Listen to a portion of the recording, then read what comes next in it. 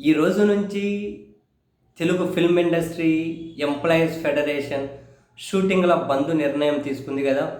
వాళ్ళ వేతనాలు 30% పెంచిన వాళ్ళ షూటింగ్లకు మాత్రమే హాజరవుతాం, మిగతావి బంద్ చేస్తామని చెప్పారు కదా. ఎవరు లైన్ దాటకూడదు అని చెప్పారు కదా. ఆ ఎఫెక్ట్ ఫస్ట్ ఏపీ ఉప ముఖ్యమంత్రిగా ఉన్నటువంటి హరిహర వీరమల్లు హీరో మీదనే పడింది. ఆ హీరో మీదనే కారణం ఏంటి? ఆయనేమో షూటింగ్లకు ఎప్పుడోసారి టైం ఇస్తారు, లేక ఇప్పుడు టైం ఇచ్చారు. అన్నపూర్ణ స్టూడియోస్లో ఉస్తాద్ భగత్ సింగ్ షూటింగ్ జరుగుతుంది. ఈ రోజు నుంచి సినిమాలు బంద్ కదా, షూటింగ్లు బంద్ కదా, కార్మికులు వెళ్ళరు కదా. అందుకని ఏం చేశారు వీళ్ళు? ఉన్న పలంగా ముంబై నుంచి కార్మికులను తెప్పించుకున్నారట, షూటింగ్ జరుపుతూ ఉన్నారు.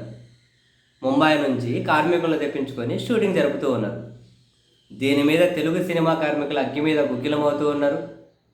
మాతో చర్చలు జరపకుండా ఆయన అటువైపు అధికార పార్టీలో ఉండి ఒక నాయకుడై వండుకొని ఇక్కడ సినిమా పరిశ్రమలో మిగిలిన వాళ్ళకు ఆదర్శంగా ఉండకుండా, మిగిలిన వాళ్ళను లీడ్ చేయకుండా, ఈ సమస్యను పరిష్కరించండి అని చెప్పి మిగతా వాళ్ళకు ఒక మాట చెప్పకుండా కార్మికులను కష్టాలు పడుతూ ఉంటే, కొన్ని రోజుల నుంచి చర్చలు జరుపుతూ ఉంటే, మా పొట్టలు కొట్టుకుంటూ మా బతుకులు పట్టించుకోకుండా, మా సమస్యలు పట్టించుకోకుండా ముంబై నుంచి వచ్చే షూటింగ్ కార్మికులతో షూటింగ్లు జరుపుతారా? ఇప్పుడు కనుక వాళ్ళు షూటింగ్ ఆపకపోతే మేము ఆ షూటింగ్ స్పాట్కి వెళ్ళి అడ్డుకోవాల్సి ఉంటుంది అని చెప్పి కొందరు కార్మికులు మాట్లాడుతూ చెబుతూ ఉన్నారు. మొదటి ఇంపాక్ట్ ఆయన సినిమా మీదనే పడింది కదా.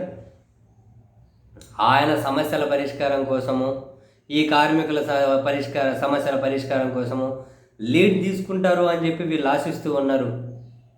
మరి ఆయన లీడ్ తీసుకుంటారా లేదనేది సినిమా వాళ్ళకే తెలియాలి. ఈరోజు బంద్ అనగానే ఇమ్మీడియట్గా వాళ్ళు ముంబై నుంచి మైత్రి మూవీ మేకర్స్ వారి సినిమా షూటింగ్ కోసం పిలిపించేశారు. ఈ కార్మికులు అయితే తీవ్రంగా అగ్గి మీద గుగ్గిలం అవుతూ ఉన్నారు. మరి చూడాలి, ఈ పరిష్కారం అవుతుందా, లేదు మరికొన్ని రోజులు కొనసాగుతుందా, లేదంటే షూటింగ్లు అడ్డుకుంటాం, వేరే వాళ్ళని పిలిపించి షూటింగ్లు చేసినా కూడా అడ్డుకుంటామని అయితే చెబుతూ ఉన్నారు. మరి